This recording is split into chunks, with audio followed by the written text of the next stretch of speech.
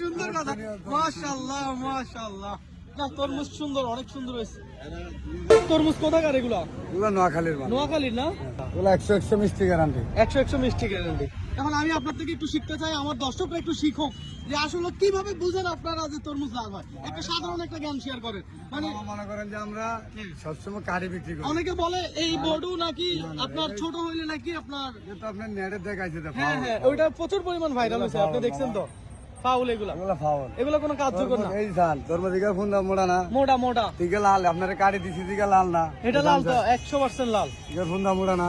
হ্যাঁ দেখি, দেখুন এই কত যে এটা মোটা তো, হ্যাঁ এটা তো মোটা, মোড়া। কিন্তু আপনার কাঠি দিছি তোর দিকে লাল হয়েছে। লাল হয়েছে। তাহলে আপনি এটা কিভাবে তাহলে বুঝবেন যে এই যে নেটে প্রচুর পরিমাণ ভাইরাল হয়েছে যে তো এই ভুয়া। এই বোড়া কই কই, এই বোড়া নাকি ছোট হইলে আপনার তরমুজ পাকা। ইউটিউবার আছে বুয়া। এত হচ্ছে বুয়া বুয়া। বুয়া। তাহলে অরিজিনাল কি আসলে বুঝার